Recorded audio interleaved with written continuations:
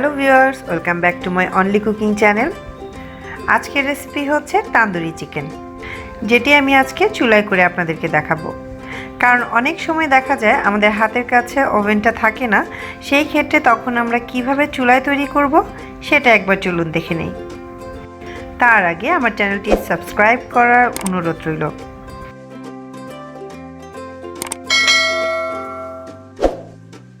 এখানে আমি তান্দুরি চিকেনটি তৈরি করার জন্য একটি মুরগির 4টি পিস ব্যবহার করেছি।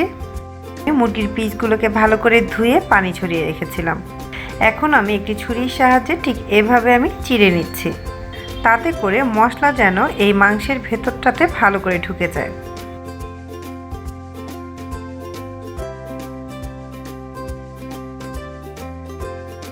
আর এই সাইডে আমি তান্দুরি চিকেন তৈরি করার জন্য যে মশলাটা ব্যবহার করব সেটা আমি একটু রেডি করে নিচ্ছি। এখানে একটি বাটিতে 2 টেবিল চামচ টক দই দিয়ে দিচ্ছি, লাল মরিচের গুঁড়ো 1 টেবিল চামচ। এখানে আপনারা যে যেরকম ঝালটা পছন্দ করেন ঠিক সেভাবে আপনারা মরিচের গুঁড়োটা ব্যবহার করবেন। আর এখানে আমি দিয়ে দিচ্ছি 1/2 চা চামচ হলুদ গুঁড়ো, 1/2 চা চামচ ধনিয়া গুঁড়ো, জিরা গুঁড়ো দিচ্ছি 1 চা চামচ, দিয়ে দিলাম 1 চা চামচ গরম মশলা গুঁড়ো, লবণ দিয়ে দিলাম স্বাদ মতো। আর এখানে আছে আদা বাটা 1 চা চামচ, রসুন বাটা 1 চা চামচ, আর এখানে দিয়ে দিচ্ছি সরিষার তেল 3 টেবিল চামচ। এখানে আমি ম্যারিনেশনের জন্য পুরোটাই আমি সরিষার তেলটা ব্যবহার করেছি। আপনারা চাইলে রান্নার তেলের সাথে সরিষার তেলটা অ্যাড করে দিতে পারেন। পুরোটাই সরিষার তেল এজন্য ব্যবহার করেছি কারণ তান্দুরি চিকেনে একটু ঝাঁঝালো ভাব না হলে কিন্তু ভালো লাগে না। 1 টেবিল চামচ তান্দুরি মশলা, আপনারা বাজার থেকে কেনা যে কোনো তান্দুরি মশলা ব্যবহার করতে পারেন। সেই সাথে দিয়ে দিচ্ছি গোলমরিচের গুঁড়া 1 চা চামচ। এবার আমি ভালো করে মশলাগুলোকে একটু মিক্স করে নিচ্ছি।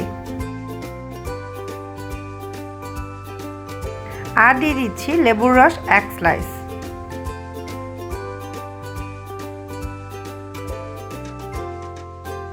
মশলা অলরেডি মিক্স করা হয়ে গিয়েছে। এখন আমি মুরগির পিসগুলো এখানে দিয়ে দিচ্ছি। এখানে আমি একটি একটি করে মুরগিগুলোকে ভালো করে মিক্স করে নিচ্ছি মশলার সাথে। এখানে মুরগিতে মশলা মাখানোর সময় একটু সময় নিয়ে মাখাতে হবে, তাতে করে মশলাগুলো মাংসের ভেতরে খুব ভালো করে ঢুকে যাবে।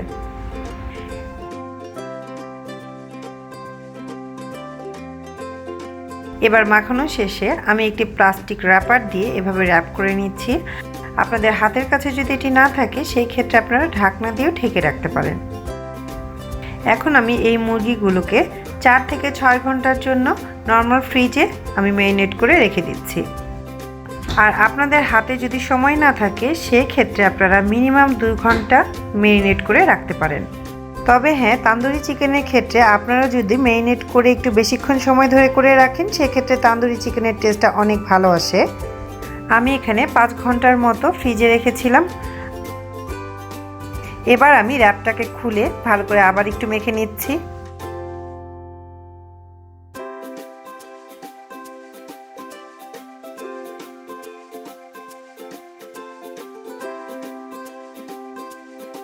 আমি এখানে চুলায় একটি প্যান বসিয়েছি। প্যানটা গরম হয়ে যাওয়ার পরে এখানে আমি 2 টেবিল চামচ রান্নার তেল দিয়ে দিলাম। এবার আমি চিকেনগুলো দিয়ে দিচ্ছি।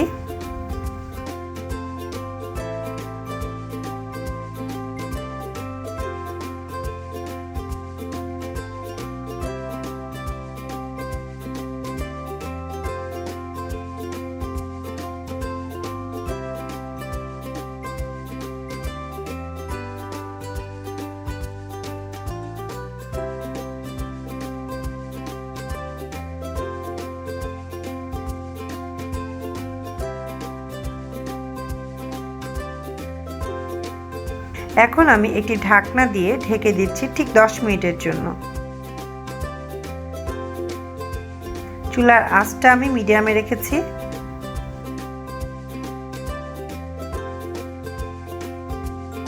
10 মিনিট পর ঢাকনাটাকে খুলে আমি এখন চিকেনগুলোকে উল্টিয়ে দিচ্ছি।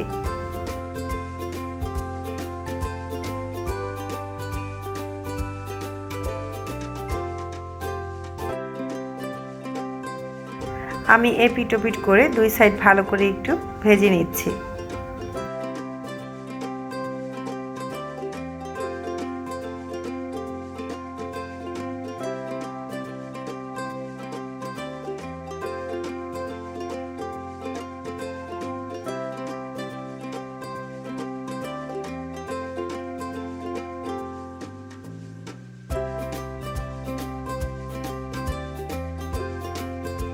কালারটা ঠিক এরকম হয়ে আসলে তখন বুঝতে হবে যে চিকেনগুলো প্রায় হয়ে এসছে। তান্দুরি চিকেনের অথেন্টিক স্বাদ পেতে আমি এখন যে কাজটি করব সেটা হচ্ছে, এখানে আমি এক টুকরা কয়লা নিয়েছি, সেই কয়লাটিকে আমি জ্বালিয়ে নিচ্ছি।